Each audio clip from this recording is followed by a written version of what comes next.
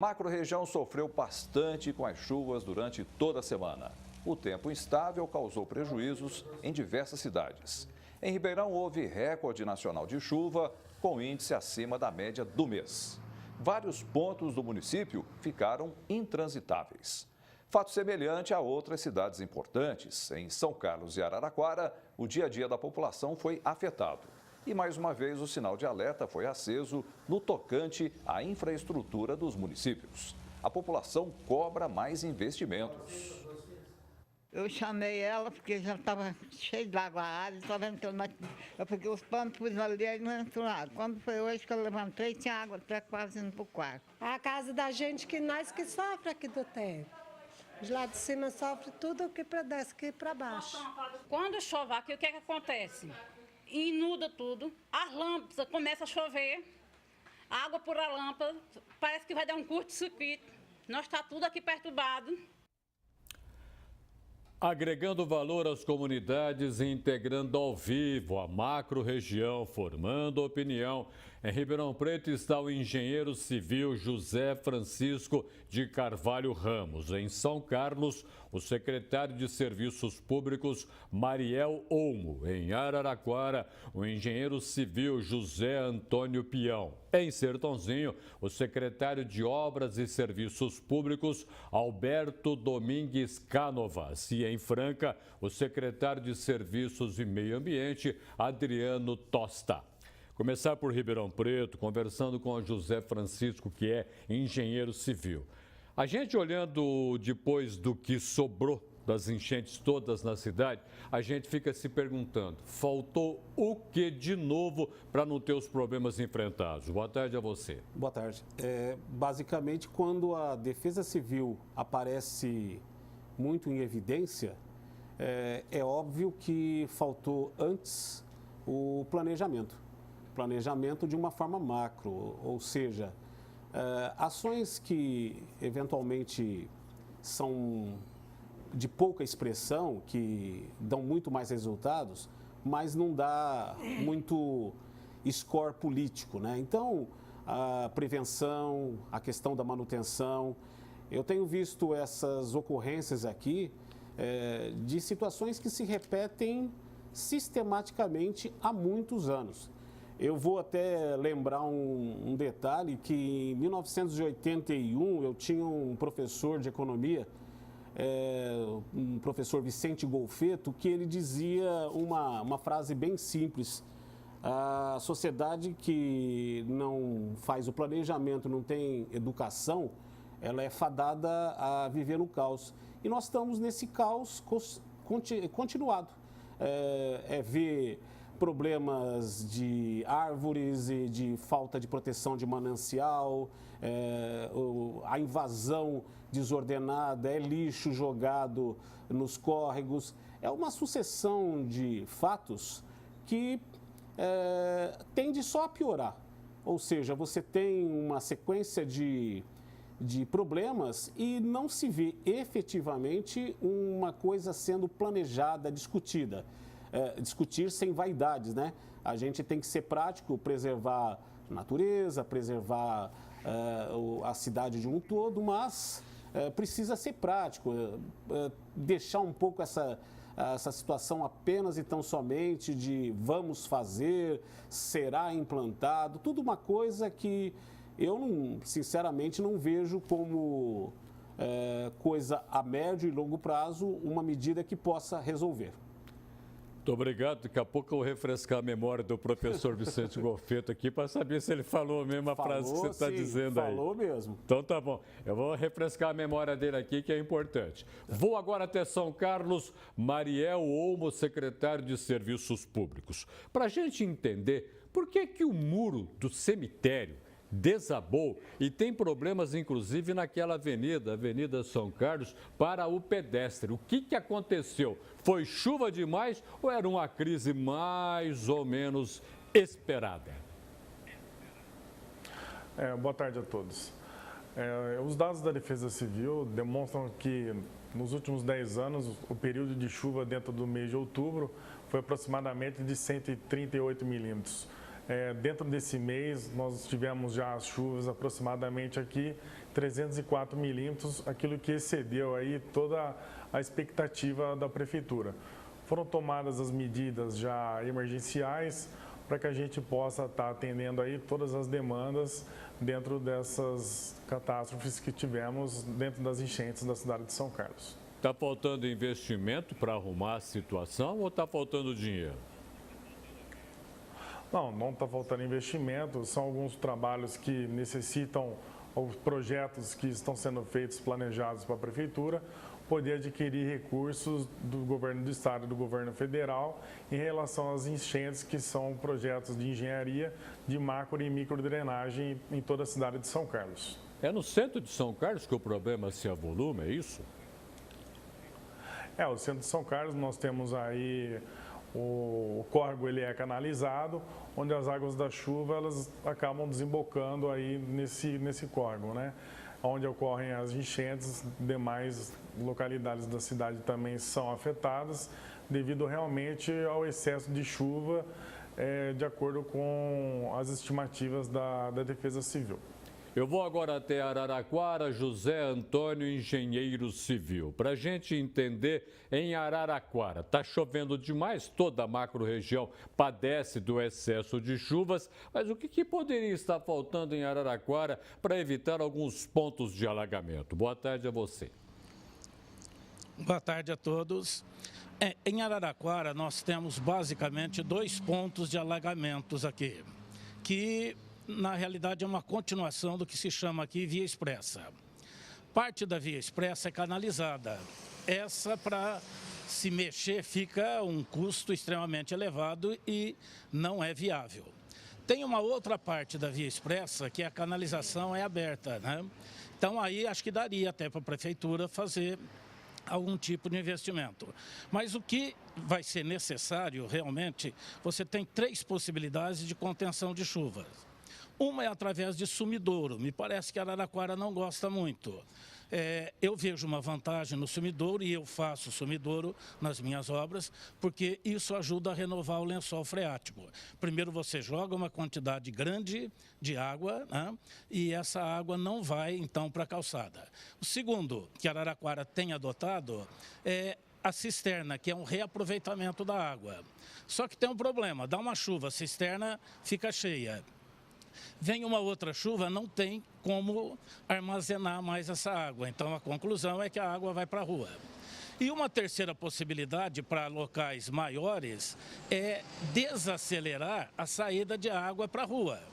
Então, você cria uma caixa de contenção e, através de uma tubulação de menor diâmetro, você joga essa água que precipitou em aproximadamente, 40, 50 minutos, você transforma isso em 3 ou 4 horas. Dessa maneira, você evita o alagamento, porque o investimento para se evitar, você tem que aumentar a bitola, né, dessa canalização. Vou agora até Sertãozinho, Alberto Domingues, secretário de Obras e Serviços Públicos. Em Sertãozinho, qual é o balanço que você, como secretário, está fazendo depois de ter esse mês chovendo como nunca choveu nos últimos tempos? Dentro daquilo que esperava, vocês combateram alguns pontos ou ainda tem preocupação? Boa tarde. Boa tarde. A gente ainda segue combatendo, né? Vamos relembrar que há décadas, já quase 10 anos, nós trabalhamos num projeto de macro-drenagem do município, né? A gente tinha, como a maioria das cidades, centenárias, com o crescimento desordenado e a impermeabilização do solo, toda essa água acaba escoando para um canal, no caso da nossa cidade é o Córrego Sul, que também recebe a contribuição de todos os outros córregos que cortam a cidade.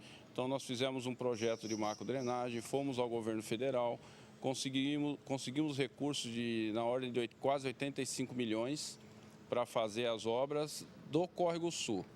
E com essa sobra do recurso agora recentemente, o prefeito esteve em Brasília, conseguimos mais uma sobra dentro da sobra do nosso processo de licitação de 16 milhões, nós vamos conseguir também finalizar o nosso plano até 2020, que consiste em construção de 4 reservatórios, sendo um no Tamboril, 2 no Córrego Norte e um do Córrego Sul, né? Além do alargamento do canal da Água Vermelha, que esse foi o principal problema nosso nessa chuva de outubro, né? Porque ainda as obras não foram iniciadas. Mas, enfim, tudo isso decorre de uma falta de planejamento centenário, vamos dizer, né? A gente sabe que a expansão urbana, lá atrás, você não foi pensado nessas possibilidades de enchentes, né? E hoje o custo para você resolver solucionar esses problemas são muito altos. E o município só ele não consegue arcar com todos esses custos. Eu vou até fazer um comentário que até 2020 a gente vai estar gastando em torno de 120 milhões, da qual mais de 40 são com recursos próprios. Então demanda um recurso que nem sempre os municípios têm. Boa Franca agora, Adriano Tosta, secretário de Serviços e Meio Ambiente. Adriano, quanto de grana Franca precisa para solucionar alguns pontos de alagamento? Dá para você ter uma ideia? Boa tarde. No caso Franca, nós estamos trabalhando com a limpeza de bocas de lobo, com o concretamento dos córregos e alguns pontos. Aproximadamente nós gastamos esse ano 100 metros de concreto, nós limpamos aproximadamente 4.000 bocas de lobo e, na verdade, a gente precisa de fazer um levantamento total porque tem um problema sistêmico de o encontro de 3 córregos em um mesmo ponto no Complexo Galo Branco. Isso causa, em algum excesso de chuva, alguns pontos de alagamento. Porém, recentemente tivemos chuvas assim bem torrenciais e não tivemos nenhum tipo de problema. A nossa equipe da Secretaria de Serviços, ela está sempre atenta aos problemas, foram verificadas rachaduras, em vários pontos aí dos córregos de Franca. Então, esse é o primeiro ponto primordial, a gente tentar, com os recursos que nós temos, né, fazer essa verificação para que nada ocorra. E o problema maior que a gente vê são as bocas de lobos entupidas na cidade. Já encontramos diversos objetos, madeira, pneu de bicicleta, várias coisas que ocorrem os alagamentos em vários pontos dessas regiões na cidade. Volto a Ribeirão Preto. José Francisco, engenheiro civil, o aluno do Golfeto. O Golfeto está pensando aqui, refrescando a memória para lembrar realmente daquilo que ele te falou. Mas eu gostaria que você me explicasse uma coisa. Por que a gente reclama que falta tanto recurso para arrumar algumas coisas em Ribeirão Preto? Afinal de contas, o dinheiro não vem, a gente paga imposto, não vem do Estado, não vem da Federação? É uma coisa interessante, né? Essa parte de obras e recursos, né? A obra, como o secretário aí de Franca comentou, estão fazendo a manutenção, mas é uma coisa preventiva. Isso aí é uma medida muito interessante.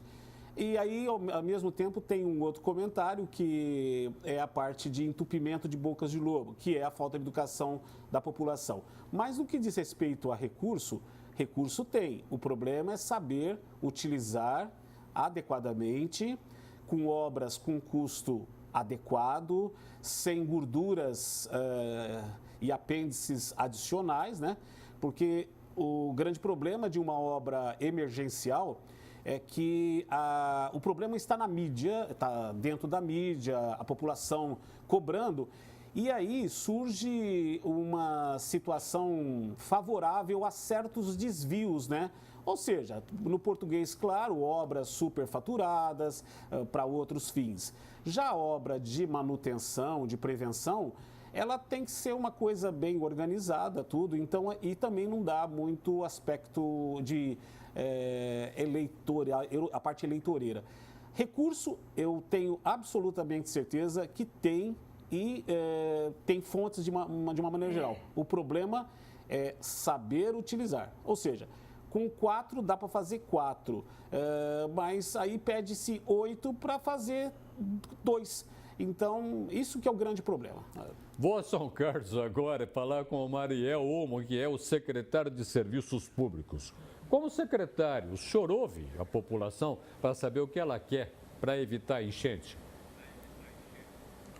Olha, todos os dias nós temos o contato junto com a prefeitura, diariamente. A limpeza pública ela se faz necessária também com a educação ambiental, com todo esse tipo de limpeza que os demais secretários estão fazendo. Na cidade nós temos a limpeza dos córregos, a limpeza dos bueiros, a limpeza de todos os canais, como o desassoreamento do leito do rio, mas uma parte importante que tem que ser frisada é a educação ambiental, para que as pessoas passem a contribuir mais com o município, para que a gente consiga aí, ter uma normalidade dentro de todos os serviços, e quando obtiver aí algum tipo de enchente da normalidade dentro da cidade, que a prefeitura consiga dar uma resposta mais rápida para a sociedade. Vou agora até Araraquara, José Antônio, que é engenheiro civil. A engenharia civil pensa o que a respeito de combate à enchente nas cidades da macro-região onde nós vivemos? O que dá para ter de uma coisa um pouco mais adiantada no tempo? Olha, na realidade, aqui em Araraquara, já se discutiu demais. Eu acredito que é de 6 anos para cá a respeito dessas enchentes. E várias propostas foram feitas para a prefeitura, sempre tentando, não a prefeitura gastando, mas ela viabilizando para que as pessoas possam contornar essa água, no sentido de não deixar que toda a água vá até a Guia de Sarjeta. Né? Mas eu não sei. Você faz uma proposta para a prefeitura para fazer um acordo no sentido de regularizar alguma coisa. Eles querem dinheiro. Eles querem só o dinheiro, multas e etc. Parece que não existe uma preocupação em solucionar isso daí, porque a enchente acontece de vez em quando. Então, aí vem as desculpas, eles fazem os reparos. Mas o que deveria ser feito é uma composição com a população, no sentido de a água não ir totalmente para as calçadas. Aí sim você resolveria o problema, porque resolver na saída, você não vai conseguir. Vou a Sertãozinho agora, Alberto Domingues, secretário de Obras e Serviços Públicos. Uma coisa que a gente fica pensando, imaginando, por que a gente joga água fora? Nós tivemos a participação última a esse respeito aí de Araraquara, dizendo o seguinte: olha, a chuva vem numa quantidade imensa, a água vai embora, dá aquela enchente, leva o que pode, o que não pode e perdemos a água. Não dá para pensar num projeto para a gente guardar essa água e projeto do município? Sim, sim. Imaginemos que se cada domicílio, ao invés de, por exemplo, você concretar todo o seu quintal, vamos dizer assim, transformando o seu terreno totalmente impermeável, se você mantivesse um percentual ou até mesmo fizesse um reservatório onde você coletasse essa água nos dias de chuva para reuso, vamos dizer assim, ou até mesmo simplesmente devolvendo ela ao terreno, né, ajudando até a recomposição do lençol, mas isso tem que ser feito um desenvolvimento, a questão ambiental, cultural também, né, para que realmente a gente consiga resolver esse problema e até mesmo o meio ambiente agradeceria. Mas o que eu acho assim, cada cidade tem a sua geografia e o seu problema. No caso do Sertãozinho, nossos são os canais, são os córregos que a gente vem alargando, né? Agora, claro que as outras as enchentes pontuais, que, por exemplo, por falta de manutenção, às vezes uma boca de lobo, isso você tem que ir corrigindo no dia a dia. Porém, eu insisto, quando é um caso de um canal que já não comporta receber toda aquela água, que você tem que fazer um alargamento do canal, o investimento, se não tiver um projeto bem feito, eu falo isso por nós aqui, pelo nosso município, um projeto bem feito, ir a Brasília, no Ministério das Cidades, se for o nosso caso, um projeto que convença realmente, que apresente a solução definitiva, para você obter esse recurso, porque só com recursos do município, investimentos são muito altos, fica difícil você solucionar o problema. Vou a Franca agora, Adriano Tosta, secretário de Serviços e Meio Ambiente. Adriano, Franca tem aí um pedaço que vaza água feito não sei o quê, um canal mais estreito, precisa alargar, assim por diante. Isso daí é o pedaço principal de alagamento na cidade? Na verdade, a projeção feita por esses canais, elas não projetaram no futuro. Existem canais, por exemplo, o da Hélio Palermo, que ele é muito pequeno. Então, ele desemboca depois para frente do fórum, um pouco maior. Isso deveria ter sido pensado com o tempo. Então, o prefeito Gilson de Souza, nós já conversamos, nós vamos tentar buscar recursos ao governo federal para que a gente possa fazer em todos os canais da cidade um alargamento e também uma opção para que não desaguem totalmente em frente ao Complexo Galo Branco. Tentar uma forma e um planejamento que não ter aquele comum, né, alagamento naquele local.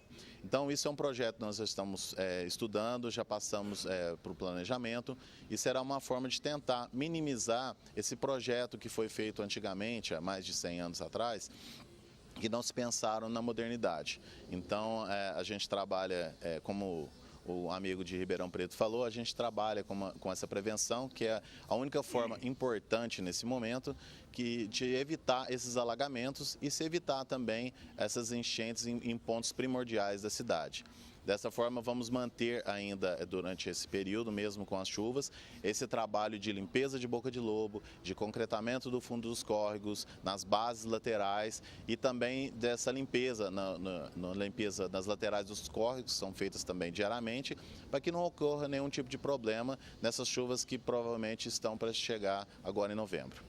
Integraram a macro-região na edição deste sábado do Jornal da Clube. Em Ribeirão Preto, o engenheiro civil José Francisco de Carvalho Ramos. Em São Carlos, o secretário de Serviços Públicos Mariel Olmo. Em Araraquara, o engenheiro civil José Antônio Peão. Em Sertãozinho, o secretário de Obras e Serviços Públicos Alberto Domingues Canovas. E em Franca, o secretário de Serviços e Meio Ambiente Adriano Tosta.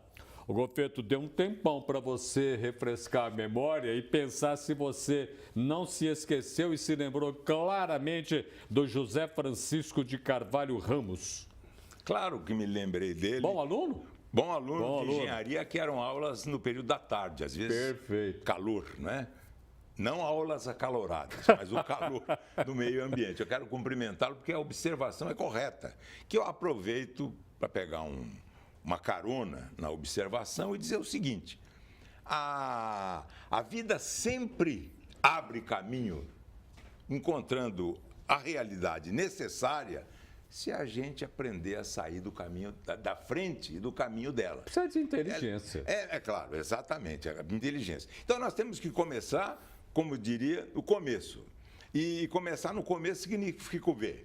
A unidade de planejamento regional é sempre a macrobacia hidrográfica. É ela que determina a necessidade de planejamento regional. E também, em segundo lugar, a primeira macrobacia. Segundo, as microbacias regionais também acopladas. Então, essa unidade de planejamento. Vamos ver uma realidade. É preciso, portanto, verificar o início, a topografia. O seu município, onde você nasceu, Cravinhos, está acima de Ribeirão Preto. A topografia. Ribeirão é uma cidade mais topograficamente abaixo. Então, a chuva excessiva em Cravinhos pega um vetor, que é o Ribeirão Preto, e acaba virando enchente em Ribeirão Preto. Por que não vira cheia, como no passado? Não vira cheia porque o ser humano, nas sucessivas administrações, acabou pavimentando a várzea. Nós temos a calha do rio. Mas, às vezes, a chuva é tanta que a calha transborda, portanto, vaza e vira o nome de várzea, que, em vez de ser local para se realizar a prática de futebol, os campeonatos varzianos, acaba sendo, e nem também, local para se cultivar determinada lavoura. Arroz brejeiro, é arroz de brejo. Uma das ruas de Ribeirão Preto, primitivamente, era apelidada pela população no século XIX de Rua do Sapo, porque esse bicho era de brejo, ou é de brejo. Então, a Rua Mariana Junqueira, o atual, chamava Rua do Comércio, foi denominada de Rua de Sapo, Rua do Sapo, pela população, porque o brejo chegava até ali, tudo pavimentado. Então, a água corre na superfície e não vai, como devia ser, tomando o caminho natural. Depois de virar cheia, ela penetra gradativamente no lençol. freático e artesiano e alimenta o aquífero Guarani. Então precisa sair da frente da vida para a vida acabar encontrar o verdadeiro caminho que ela quer. Mas o ser humano precisa acabar com isso. Então, nós não fazemos isso. E temos que analisar, então, a macro-região de 85 municípios e a micro-região, que é o fundamental, o início, para começar a partir daí, para começar do começo. A micro-região, que é a nossa região metropolitana, precisa começar a aplicar aquele seu primeiro princípio de toda a região metropolitana. É encontrar soluções compartilhadas, a começar exatamente do planejamento urbano, que deve transformar os planejamentos estratégicos em algo mais flexível, em algo mais ajustável. Por quê? Porque eles têm que ser flexíveis para se adaptar a cenários instáveis que exigem nova postura do administrador público, que às vezes nem sempre a gente consegue. É do ponto de vista de engenharia, mas é fundamentalmente do ponto de vista de custo, que nós esquecemos de calcular custo. Isso encarece totalmente, porque os planos de macrodrenagem, que precisa conhecer primeiro a topografia dos municípios próximos, e as microbacias, que são baseadas também em microdrenagem, e exigem um investimento tanto maior, quanto maiores e mais volumosos foram os erros do passado. Saint-Just, o grande crítico da Revolução Francesa, ele dizia: não se governa sem culpa. E tem um provérbio espanhol que eu já citei aqui umas 2 vezes, que o meu avô, pai da minha mãe, dizia sempre: os erros do passado projetam sombras muito longas. E essas sombras acabam penalizando os mortos, os vivos e os que ainda não nasceram. Eles entram em planejamento do futuro. E a melhor maneira, a partir de dados recentes, de construir o futuro é criá-lo. E criá-lo com o quê? Com medidas efetivas que devem ser tomadas. O alagamento tem que virar, no máximo, uma poça d'água. Isso. Qual é a diferença que nós temos entre planejamento regional e planejamento local? O planejamento local não vai às causas. O prefeito de uma cidade, como de Ribeirão Preto, nesse caso, ele acaba sendo, em grande parte, um administrador de consequências e não um administrador de causas, porque as causas estão na topografia de municípios próximos mais altos. E assim, todo planejamento regional precisa entender, precisa avaliar a bacia hidrográfica e as microbacias hidrográficas. Muitíssimo obrigado pela sua presença no Jornal da Clube. Eu que agradeço a sua colaboração, Roberto. Muito obrigado, viu?